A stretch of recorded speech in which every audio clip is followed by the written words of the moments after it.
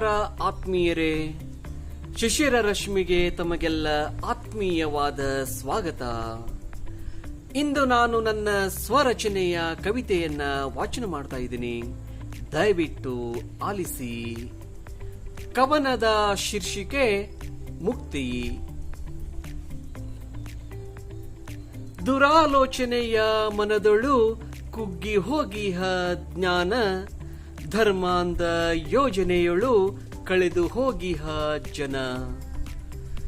ಆಶಾದಾಯಕ ಬೆಳವಣಿಗೆಗಳಿಲ್ಲ, ಸಾಮಾಜಿಕ ನೆಮ್ಮದಿಯಿಲ್ಲ, ವಿಚಾರವಂತ ವಿವೇಕಿಗಳಿಗೆ ಕಿಂಚಿತ್ತೂ ಬೆಲೆಯಿಲ್ಲ. ನಾವು ಸುಧಾರಿಸಿ ಮುನ್ನಡೆಯುವುದಾದರೂ ಎಂದು ಸಾಮಾಜಿಕ ಪೀಡನೆಗಳಿಗೆ ಮುಕ್ತಿ ದೊರಕುವುದೆಂದು. ನಾಡಿನ ಉಳಿವಿನ ಹೋರಾಟಕ್ಕೆ ಜನ ಸಿದ್ಧರಾಗುವುದೆಂದು, ಮೊಚ್ಚುಲಾಂಗುಗಳ ಆರ್ಭಟ ಕೊನೆಯಾಗುವುದೆಂದು.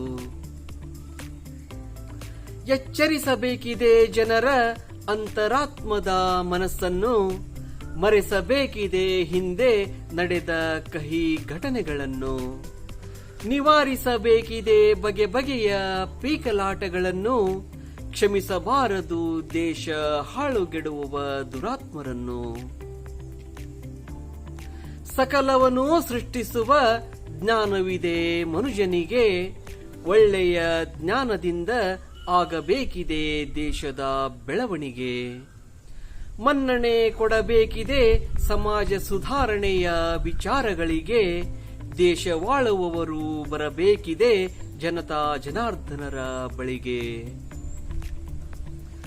ಮನುಷ್ಯ ಜೀವಿ ಜಗದಳು ಶ್ರೇಷ್ಠ ಜೀವಿಯಾಗಬೇಕಿದೆ, ಉತ್ತಮವಾದದ್ದನ್ನು ಬಿತ್ತಿ ಬೆಳೆದು ಬದುಕಬೇಕಿದೆ.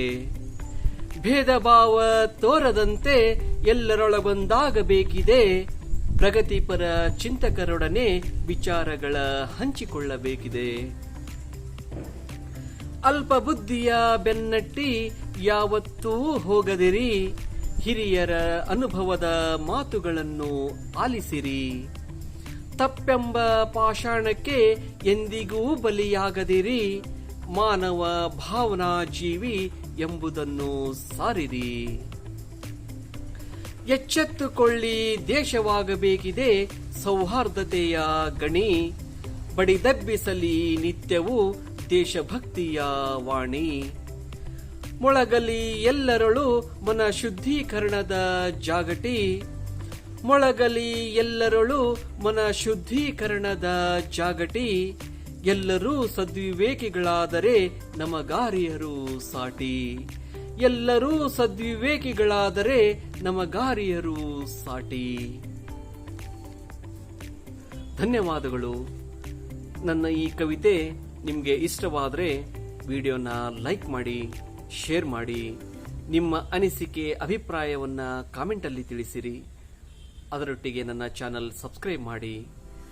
ನನ್ನ ಈ ಕವಿತೆಯನ್ನು ಆಲಿಸಿದ್ದಕ್ಕಾಗಿ ತಮ್ಮೆಲ್ಲರಿಗೂ ಅನಂತ ವಂದನೆಗಳು.